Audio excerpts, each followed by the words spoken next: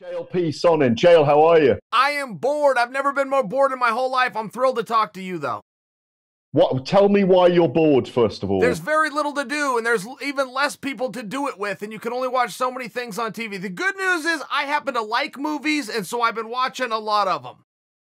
Have you got a favorite movie you've watched in the last few days? My favorite I've watched in the last few days is called Spencer Confidential with Mark Wahlberg. And one thing about Wahlberg, he is arguably the most reliable guy in Hollywood. It's either him or Denzel. And I'm not even saying he's the best, Daniel Day-Lewis type thespian. I'm just saying, as far as a guy who picks a script, you give him $10, he gives you 2 hours of entertainment. Mark Wahlberg is a go-to for me.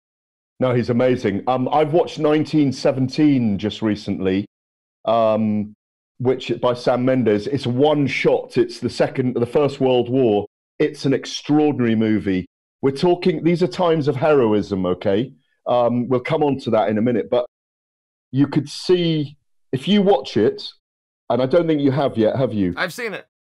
Well, did you not want to be there? Did it not make you want to be a part of that? Would you not have been drawn to that if you were that age group? Yeah, I think so, but it also, as much as the point you're making, it also just makes you have a different appreciation. I mean, what people were willing to go through, what people were forced to go through, what they did go through. I can tell you, I'm here in America, but I think you can probably relate. We don't have a whole lot of problems. As Americans, we sure love to complain, but if you really go study World War II in that time frame, you realize we don't have a whole lot of problems. We've got a whole lot of problems now, though.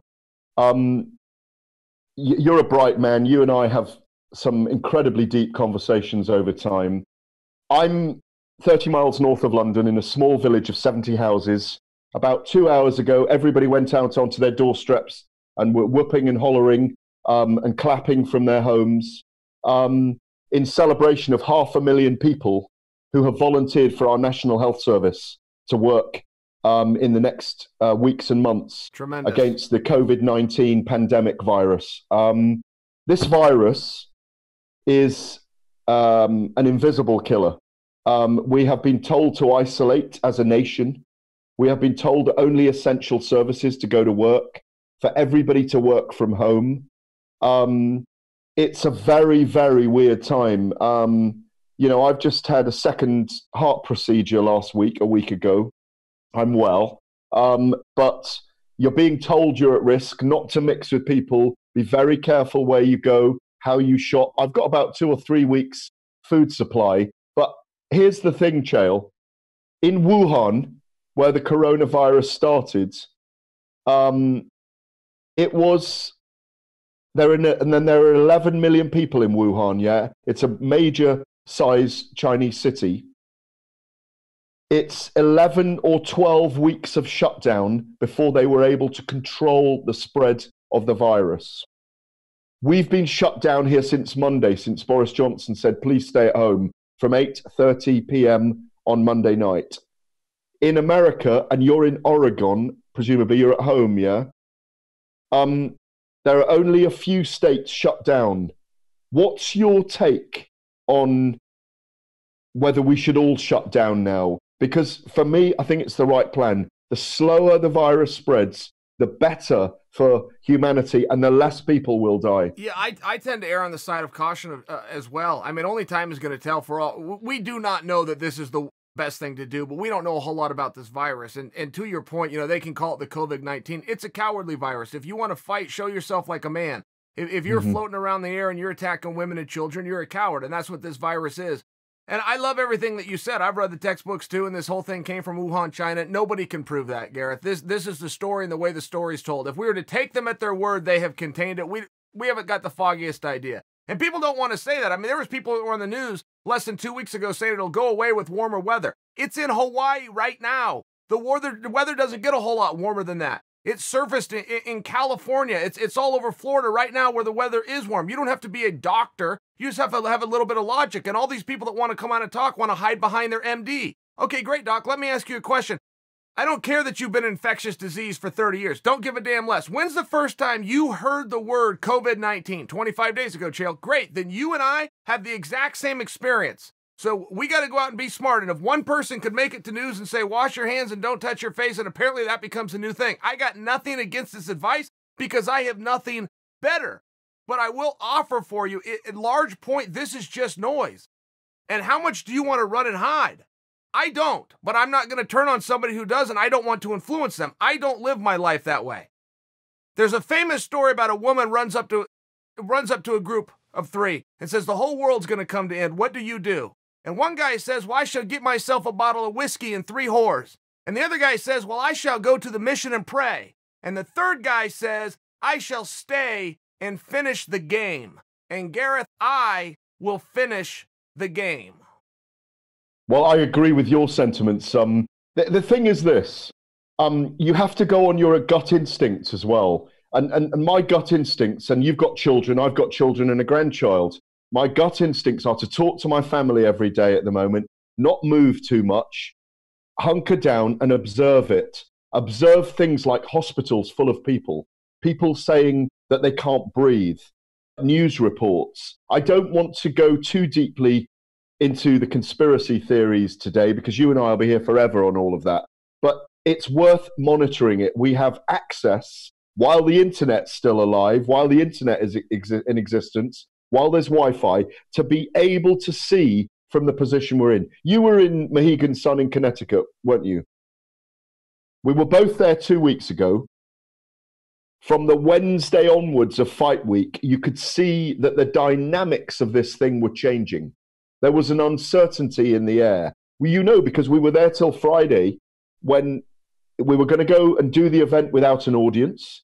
I was kind of excited and interested to do that, to be honest, to see how it was. And I've covered events in Japan. I'm sure you've been there where they're very quiet and you can hear mobile phones, cell phones going off during an event. You can hear the corners shouting. It would have been a novel experience, but the right decision was taken on that Friday afternoon, 5 hours before the event, 4 hours before the event, to call it off. It's not worth taking the risk.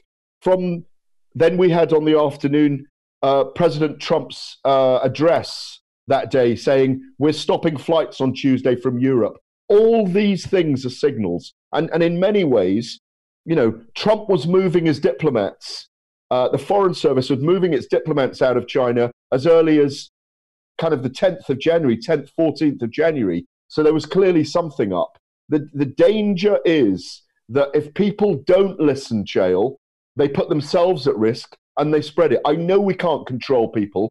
Freedom is a weird thing. The world has shifted slightly. You know, maybe we're getting a karmic kick in the arse at the moment. I don't know. From the planet, you've seen the fish returning to the Venice canals, the ozone in certain places being better because of the lesser flights that are going on around the world right now. There are changes as a result of what this virus is forcing the human race to do. I think we've all got our small individual worlds. We've all got our self-purpose and our self-motivation and our selfish aims. But I do think, look, you and I are grown men. If someone robs my neighbor across the road, I'm sitting in from my front window and watching it happen. Do you know what I mean? I'm going to go over there. I'm not going to sit in my little cocoon and not do anything about it. If there's a child injured in the road, I'm not going to not go out there because I'm worried about getting COVID-19 virus, because I'm not worried about getting it. Do you know what I mean? But I want to be a grown man and be responsible in this situation. And, you know, I don't want to be one of the number who are on that death toll, because there is going to be a death toll. Now, there's always a death toll from pandemics. There's always a death toll from viruses the whole time. 40% of the world, by the way, doesn't have water and soap. They're the ones that are really going to pay when it gets to where they are. They're the ones that are really going to pay. For us, it's still, in a sense, a first world problem. We have the means, like you do and I do right now, via Zoom, via the internet, to be able to talk to each other. We could talk. I could give you secrets. You could give me secrets. We have the capacity to know exactly what's going on. The third world, the developing worlds don't have that. That's where there's the real problems. And that's why I don't want this pandemic to spread. And that's why I think there's a responsibility to be cocooned at the moment. Well, I think that's very responsible of you. I like your take on it, and I fully agree. I fully agree. I mean, Gareth, we're going to have to get through whatever comes, you know, right? If this thing wants to be cowardly and not show itself, we're going to survive. Sure. reset. It's a time to, but here's another thing. You're on the road all the time. I'm on the road all the time. You know, you've got a beautiful family. I've known your family for a long time. You know, I knew your wife even before you had kids. I knew your mother a long time ago. I knew your mother even before she nearly killed Yushin Okami. So, you know, it's,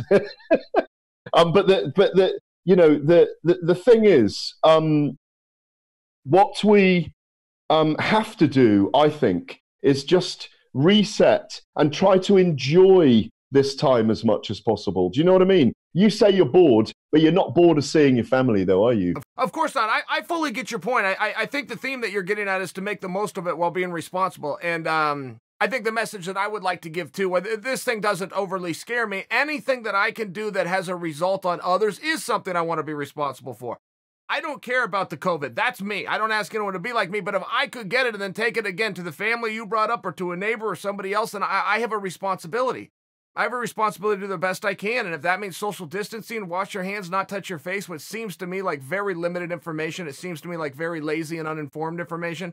It seems to me that since the story of the COVID-19 has changed every single day since we've had it, but keeping distancing and washing your hands, like the very first guest that they had just happened to be the right guest. The only thing uniformly that has not changed is to keep your space and wash your hands. That sounds to me like a little bit lazy by our leaders, but if that's the best they've got, I don't have anything better. Yeah, and then the irony of the fact that where people are crowded closely together, i.e. New York, look at the spread of it. We came through that, or I came through that airport 2 weeks ago. You know, hopefully by Sunday I don't have any symptoms, blah, blah, blah. But, you know, you can see, I mean, in London, people are still crowding together in underground trains. You've been on the tube, yeah, in London. They are still crowding together in rush hour. And I think there's a danger for those people. At the risk of this being a COVID conspiracy chat, it's not. It's I want to talk to you about a lot of different things. The fight world is very important. The fight world is our lifeblood. You know, I'm still actively working as a journalist. I'm doing it all from home. I'm doing my radio shows on this thing for Talk Sport Radio. I'm sure you're doing your things, even though I've noticed you a little bit quieter on social media and broadcasting. But we're going to get busy like this. My belief is it will be 12 weeks for us like this, 11 to 12 weeks. So we might as well get used to it, because if you've got a policy, why not stick to it? Do you know what I mean? Sure. You're going to get fat. You're going to get pasty. Sorry, you're going to get fatter than you are now, and you're going to get pastier than you are now. You know? Now, and that, my friend, of all the guesses you and I are sitting here making, that is the wisest bet I've heard. You're going to be 260. You're going to be definitely a proper heavyweight by the end of the next 3 months. Sure. No disagreement. The other thing that's happened is people are having laughter and fun during this as well. You know, Joseph Boxer Parker, the heavyweight boxer, put out a brilliant video today dancing to Jump in front of his family. Tyson Fury's using his wife as an exercise weight. Conor McGregor's pledged €1 million for testing kits. Sure. There's all. Amir Khan, the British boxer, has given this 60,000 square foot facility that he built as a wedding reception place over to our National Health Service as a spare medical centre. There are lots of really brilliant things going on as well. If you were asked to go out there as a first responder, if they needed you, would you go and do it? Of course. Of course. I don't really understand the testing kits. Look, I don't want to look down on that. I'm all for a good PR stunt as much as the next guy. But Gareth, if you want the number of people that have COVID-19 to go up by 100, go randomly. No symptoms, no anything. Go randomly test 200.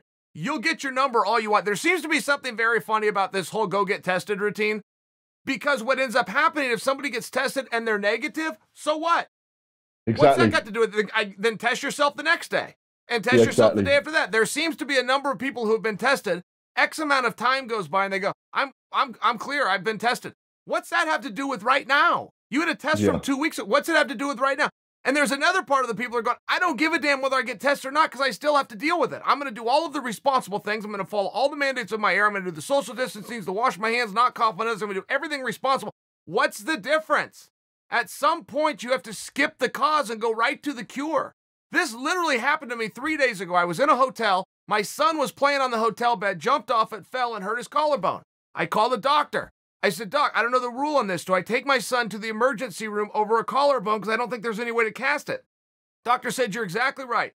Go to the nearest health store, get him a sling, go right to the treatment. Whether it's broken or it's not broken, just treat it as though it is. 3 days later, we have had time to have an x-ray since. Turned out it wasn't broken, but I like the message in that. I've never understood this, let's go test everyone. What if they have it? What does changes if they have it? If we're all going to follow social distancing, wash your hands and don't touch your face. And the more importantly, I would love for somebody to give me an answer to that, because this has even happened to world leaders where the media comes out and demands they get tested. They did get tested. Some of them had it, some of them didn't. What's the difference if you didn't? That you didn't have it 2 weeks ago, all of a sudden you're immune from having it today? At some point, it doesn't matter. Skip right to the sling and forget the x-ray.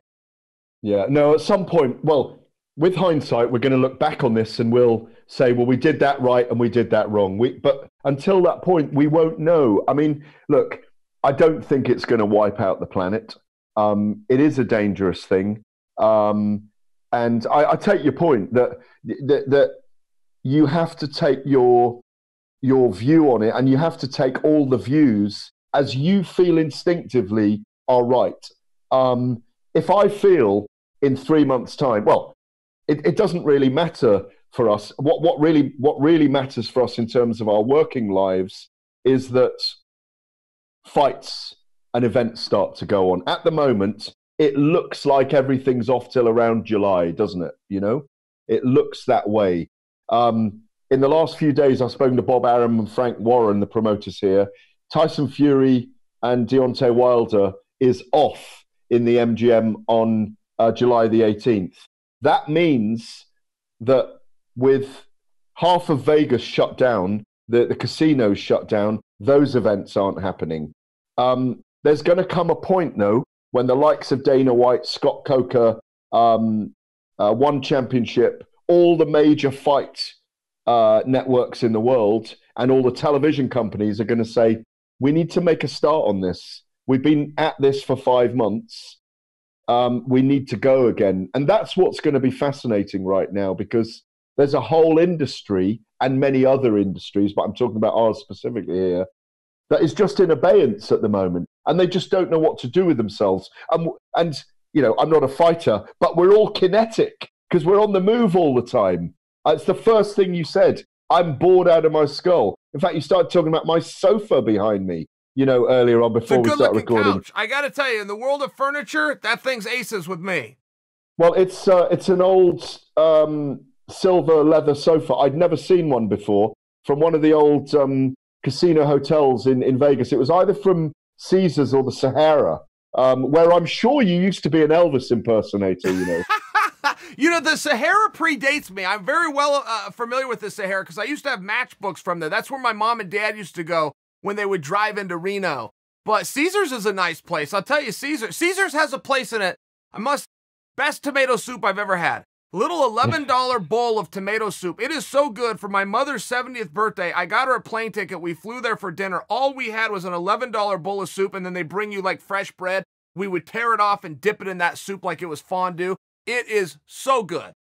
Well, the next time you go and have tomato soup there, go and see the show Absinthe that's outside in a circus tent. I will not watch the same show twice. I won't watch the same movie twice. I won't read the same book twice. I have been to Absinthe 6 times. It is my favorite show in the world. I've told them that. I stuck around and met the cast. I said, guys, I'm in show business myself. This is the best show I've ever seen. I am in show business myself, said the Elvis impersonator from the Sahara, who loves tomato soup from Caesars and went to the after party from the Absinthe crew. I don't generally watch things twice either, but I've been twice. Oh, it's wonderful. And Gareth, anyone listening, by the way, for anybody watching that doesn't know what we're talking about, there's a tent set up outside of Caesars that holds a show called Absinthe. Absinthe has been the #1 show in all of Las Vegas, which is the entertainment capital of the world, but it held that #1 ranking now for like 7 or 8 years. I don't think the directors and producers of that ever knew how successful it was going to be based on the fact that they put it in a little tent that's hard to get in. You got to go through that. that clock door and everything. I mean, the whole thing is very weird, except the show. The show is hilarious. Gareth, I had to watch that show one time, first time I saw it, with my mother-in-law before she was my mother-in-law. So I came out of there with a sore neck because she was on one side and I could not look at her for 2 hours. I could not look in her direct because it was so dirty.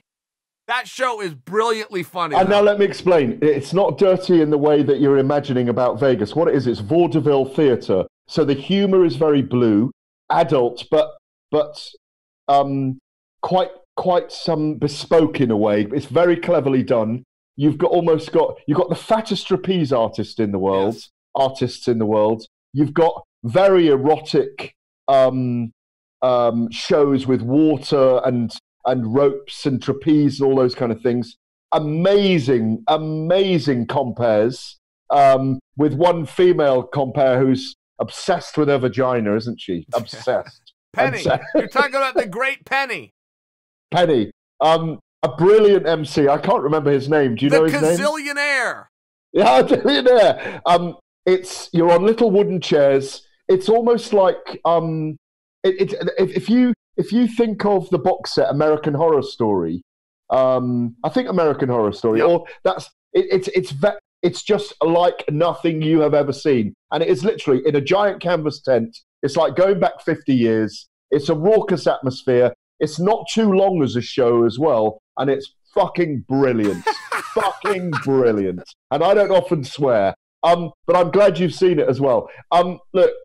I appreciate your passion. This conversation has gone in a direction I did not see it, but Gareth, I appreciate your passion. It is simply the best show I've ever seen. Yeah, it's about $100. I've seen it 6 times. It's about $100. It's 20 minutes to get inside in the queue. I didn't get to go to the after party. Next time we're in Vegas, we got to go together again because I would love to meet some of the artists. There's the rollerblading couple. I can't remember them all, but there's so many great bits, and you just cannot believe the next show that's coming on. And they do some really dangerous things as well, don't they? So give me some scoop on Fury Wilder. If that's not going to happen in July, I mean, what are you bullish on? October, November. It's going to happen in October or November.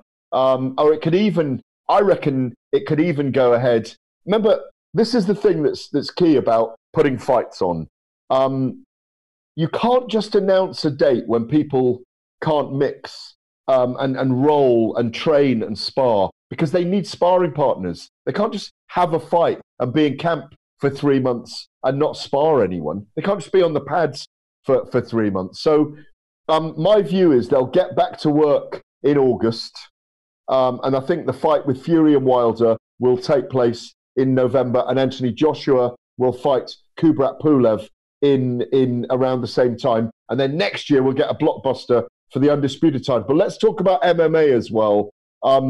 What's going to happen, in your view, with the matchups in the featherweight tournament? Because everything's going to be staggered. In my view, I think they may well bring the event closer together now and say to guys, if you're fit, we're going to move the event forward, because we've got, is it 2 quarterfinals still to play out? Oh, yeah. It is, isn't it? That's largely what the Mohegan Sun was about. That's largely why it was so important that those contests happen. Now, Scott Coker took such a risk in having a competitive architecture. It's one of the reasons that Bellator stands out from everybody else. There's a competitive architecture, Gareth. There was no politics involved. He took the baddest dudes in the world, threw them in a tournament, and so whoever comes out the other side, I'm going to put a belt around.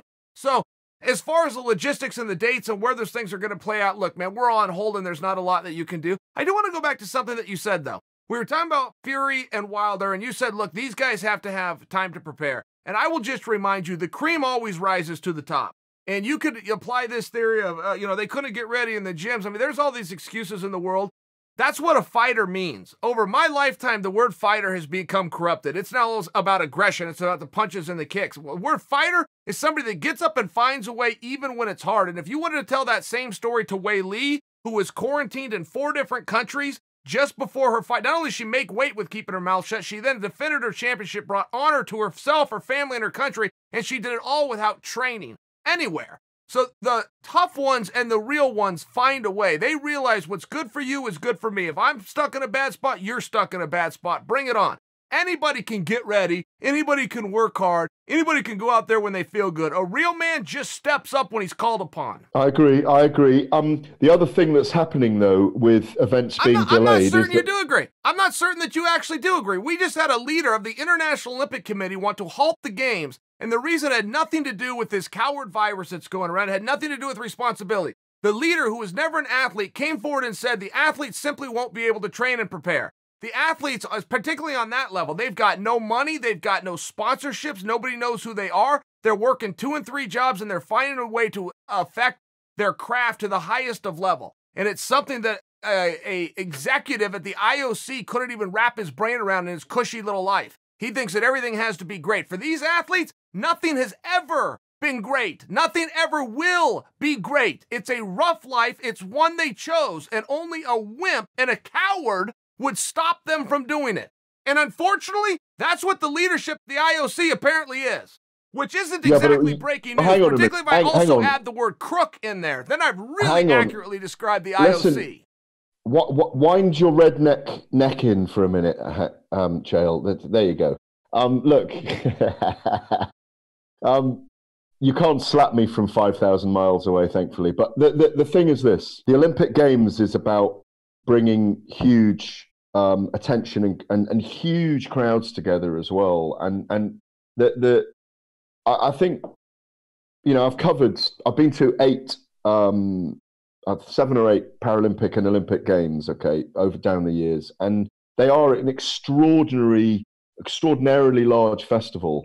And I do think they made the right decision by postponing it. I really do, because there's no... Again, I don't want to go back.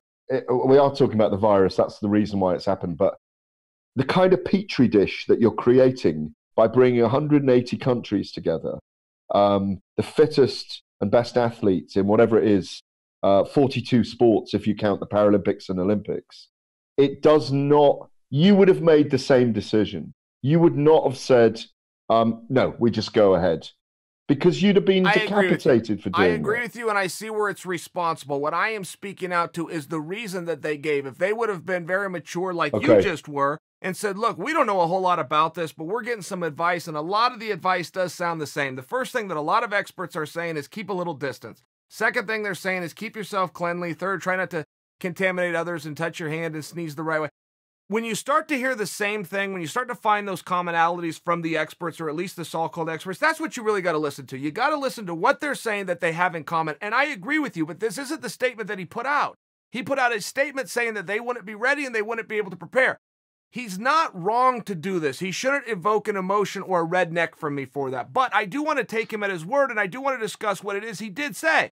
Don't tell me that the right ones don't find a way to be the right ones. Don't tell me that the best don't find a way to be the best. Whatever they have to do. I just watched Wei Li train in a hotel room with nothing more than doing box jumps from the floor to the bed, coming to America, represented her 4th quarantine, defend a world championships against the greatest that weight class ever saw in Joanna, and also set a record for Fight of the Year. All I'm arguing for you is the tough ones and the great ones will always be the tough ones and the great ones. No, I agree. I want to get some of your predictions on Bellator, All right, let's hear it. Who's going to win this featherweight tournament out of AJ McKee, Daniel Weichel, Emmanuel Sanchez, Pedro Carvalho, Patricio Pitbull, who's the current champion, and Darian Caldwell? Popular opinion, if you're talking betting and just a majority, they will tell you AJ McKee. I think that that's a good bet, but I simply can't go against Pitbull until I see it. I did not know Pitbull is as good as he is until recently. I knew that he and his brother were special. I did not realize how special. I am going to go with Pitbull. You fought at middleweight, at light heavyweight. Your old mate John Jones is in trouble tonight. We'll go into that another time. We'll just let that play out for now. Finally, a little normalcy, right? The whole world's been a little off, but now we finally got a little sense of normalcy back. Exactly. I miss the real John Jones. I know. That's called irony, isn't it? That really is irony. And you fought at heavyweight. There's 2 other matchups that I'm fascinated by that are coming up. Ryan Bader against Vadim Nemkov at light heavyweight. Does that fascinate you, that fight? And full credit to Bader. Ryan Bader, I think, is a guy that's starting to get the recognition he deserves. And even with that said, it's not enough. Okay, for a guy to win 2 titles, generally he always lets the lower one go. I don't think we've ever seen a champ that's returned and defended. Not only is he going back to defend, he's going back to defend against the true #1 contender who beat the same guy that Bader had to beat to win the belt in the first place. That's a hard draw, and I respect him for doing it. Yeah, and also I got to say as well, Bader's one of those great guys, and I just love the matchup because he's at the peak of his powers. Now, as I say, you didn't ever fight. I hope I'm not wrong about this. Did you ever fight Gegard Mousasi? No, I never fought with Gegard. You didn't. That's right. Yeah, Gegard Mousasi against Douglas Lima, who I think arguably is the #1 in the world at welterweight. I know you argue with other people, our mate Ariel. You argue with him about Douglas Lima and stuff. For me, Douglas Lima easily inhabits the top spot. I mean, I think people would have to come and take it from him. So you're saying that Douglas Lima is the #1 in the world at welterweight? I will just tell you this. The mere fact that he's in the argument with the George St. Pierres and the Kamaru Usmans and the Colby Covingtons of the world, I think is enough. I mean, look, it's very hard to establish who is truly the best. He's got 12 pounds of gold that it's him. Some other guys on the other side of the I get the whole thing, but I think you're complimenting him tremendously. Gareth, what I love about this, I was so excited when I heard about this fight from Mike Kogan because Lima brings something into every fight, and no matter how many people he knocks out, how many people he makes limp out of that cage, people still believe that he is a ground guy. They always think, oh, that Brazilian Jiu-Jitsu black belt, and he's going to punch with me just to get me to the ground. Fight after fight, month after month, year after year, win after win, people still don't understand. It's this guy's kickboxing you got to deal with. By the way, that happens to be Gegard's game. So when you match these guys up on paper, for me, this is one of the most exciting matches ever. Are you ready for that? One of the most exciting matches ever in Bellator. I completely agree. Douglas Lima is one of those, weirdly, he makes very few mistakes. And Mousasi is exactly the same. They're both very technical. They make very few mistakes. We are going to have one of the greatest precision chess matches in MMA that we've ever seen. It will be largely stand-up. I mean, I always talk about Gegard as like a Persian magician. Obviously, that he's got this incredible skill. He transitions so brilliantly. It's almost like he's on a magic carpet at times. He goes from the ground to standing up. I mean, do you remember when he went 25 minutes with Lyoto Machida when no one could go with Lyoto Machida? Sure. He lost the fight. He lost the fight in a very close fight ages ago. But he is a brilliant exponent. I spoke to Gegard about the Lima fight, and he said, I know exactly how he fights. I know exactly what he does. I think Gegard has more experience and a bit more in his locker, but I think Lima has momentum on his side, and I think he's at the peak of his powers. Cannot wait to see that. Hopefully, we still get all of those matchups we still see by the end of the year. Sure. I'm with you. And I'll give you one prediction on Lima and Gegard. One prediction. This is going to be a great fight. Somebody's getting whipped. Their style doesn't match up for a long, drawn-out chess match. It just doesn't. It matches up for a head-on car crash. Somebody gets taken out of that fight. It's the kind of match that when it ends, we're going, whoa, this sure was clear. But that could be clear for Lima. It could be clear for Gegard. We're not going to know it till we see it. I'm just predicting for you. This is a great fight. Mark my words, this will not be a close fight. This is like Wilder Fury in so many ways, but before the fight, you don't know who's who. When the fight's over, you go, oh my goodness, they weren't even close. Yeah. Look, and the other thing is, when this 12 weeks of isolation, as I'm calling it, do you go down the shops still or not? Do I? Yes, I do. But I go Do you alone. go down to the bar or not? No. Do you go to the pharmacy? I would if I had to, but no, to answer your question, I have not had to go to the pharmacy. Have you got your own gym? I work out of my garage as of late. What's the weight you'll get to before you stop being white, pasty, and fat? I got no limit. There's no barriers on me, Gareth. I will not limit myself. No telling how big old Chael will get. Do you know what Could you you weigh right imagine now? if these arms got any bigger, though? Even in the case of the pandemic, I think they're about another half inch. Some people are hard to catch. Ask your boy Fury. He got away with another one, huh? You know what bingo wings are? No. It's when your skin under here starts to flap a little bit, yeah? Wait, what's it called? Bingo? Bingo wings. That's funny. Bingo wings. That's very funny. Tell you, but the trouble is, though, Chael, when you did that just now, you're starting to get bingo wings, yeah? No!